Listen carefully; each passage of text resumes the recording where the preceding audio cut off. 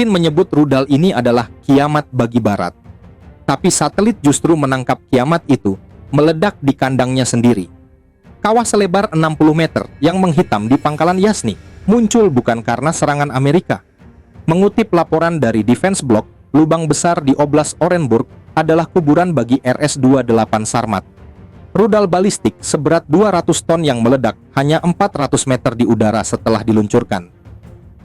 Ironisnya, insiden ini terjadi hanya beberapa pekan setelah Kremlin mengklaim Sarmat siap tempur. Citra satelit tak bisa membohongi data.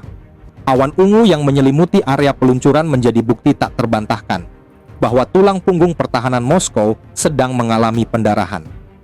Sejak mesin perang Rusia pertama kali melintasi perbatasan Ukraina, retorika nuklir menjadi satu-satunya kartu yang tersisa di meja Putin. Logikanya sederhana. Saat militer konvensional babak belur di garis depan, ancaman Sarmat berfungsi sebagai penyeimbang agar NATO tidak ikut campur secara langsung.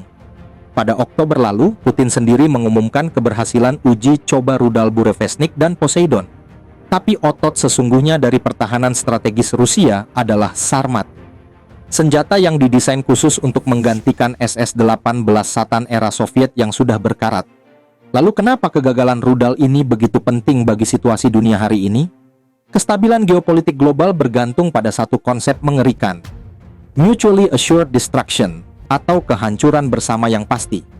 Barat tidak menyerang Rusia secara langsung karena takut pada nuklir Moskow. Namun, jika senjata pamungkas tersebut terbukti kopong, maka kalkulasi resiko berubah total. Tanpa perisai nuklir yang kredibel, Rusia kehilangan posisi tawarnya. Dan sejarah membuktikan, negara adidaya yang kehilangan wibawa militernya seringkali menjadi lebih nekat dan tidak terprediksi. Inilah bahaya yang sebenarnya sedang dihadapi oleh dunia. Kegagalan Sarmat ini tak terlepas dari 3 kemungkinan faktor krusial, yakni ambisi, korupsi, dan sejarah. Faktor pertama adalah pilihan teknologi yang nekat. Kalian mungkin bertanya, kenapa ada jejak awan ungu? Itu adalah tanda tangan kimiawi unsymmetrical dimethylhydrazine, bahan bakar cair yang sangat korosif dan beracun. Disinilah letak masalahnya. Amerika Serikat lewat rudal Minuteman III sudah lama beralih ke bahan bakar padat. Bahan bakar padat itu seperti bubuk mesiu, stabil, aman disimpan puluhan tahun, dan bisa diluncurkan kapanpun. Sebaliknya, Rusia masih menggunakan bahan bakar cair untuk Sarmat. Alasannya bukan karena mereka bodoh, tapi karena ambisi. Bahan bakar cair memberikan tenaga dorong jauh lebih besar. Rusia butuh tenaga itu untuk mengangkat beban hulu ledak yang berat, termasuk kendaraan luncur hipersonik Avangard yang mereka banggakan. Tapi ambisi ini memakan korban. Bahan bakar cair membutuhkan sistem perpipaan, pompa, dan katup yang sangat rumit di dalam rudal. Satu saja sial karet yang getas atau katup yang bocor, maka rudal itu berubah menjadi bom waktu. Ledakan di Yasny membuktikan bahwa kompleksitas sistem bahan bakar cair ini menjadi bumerang. Mereka mengejar power besar, tapi mengorbankan reliabilitas. Faktor kedua lebih mematikan daripada bahan kimia, yaitu korupsi. Kegagalan di lapangan memiliki korelasi dengan bersih-bersih yang terjadi di Kementerian Pertahanan Rusia. Pada Juli 2025 lalu, mantan Wakil Menteri Pertahanan Rusia, Timur Ivanov, divonis 13 tahun penjara akibat korupsi. Vonis ini membuktikan bahwa orang nomor 2 yang bertanggung jawab atas proyek militer terbukti menilep anggaran. Sepanjang tahun 2024 hingga 2025, puluhan jenderal dan pejabat pengadaan lainnya diseret ke penjara oleh FSB. Anggaran pertahanan Rusia yang hanya 1/10 dari Amerika dikorup oleh para pejabatnya sendiri. Defisit anggaran ini memukul proyek pengembangan rudal strategis. Kontraktor terpaksa mencari jalan pintas, menggunakan logam kualitas rendah, sensor murah dari pasar gelap, atau memalsukan laporan uji coba agar terlihat sukses. Dana militer Rusia bocor di tengah jalan. Ledakan di Yasny adalah manifestasi fisik dari korupsi sistemik tersebut. Faktor ketiga adalah blunder sejarah yang fatal. Rudal legendaris SS-18 Satan yang ingin digantikan oleh Sarmat lahir dari tangan insinyur Biro Desain Yuzhnoye di Dnipro, Ukraina. Selama Perang Dingin, otak-otak jenius Ukraina lah yang membangun roket darat terbesar milik Soviet. Pasca aneksasi Crimea di tahun 2014, Rusia memindahkan proyek Sarmat ke Biro Desain Makeyev di wilayah Ural. Masalahnya, Biro Makeyev adalah spesialis SLBM, rudal balistik untuk kapal selam, bukan rudal raksasa berbasis silo darat. Perbedaan prinsip mekanika antara kedua jenis rudal ini sangat signifikan. Upaya Rusia melakukan reverse engineering teknologi Ukraina tanpa cetak biru aslinya terbukti gagal.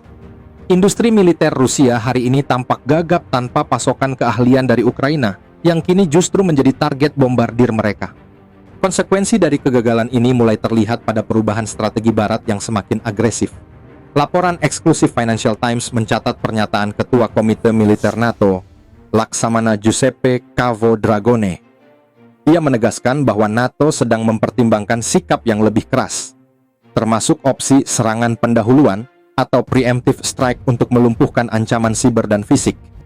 Pernyataan ini bukan sekedar gertakan diplomatik. Data pergerakan militer di lapangan mengonfirmasi perubahan postur tersebut.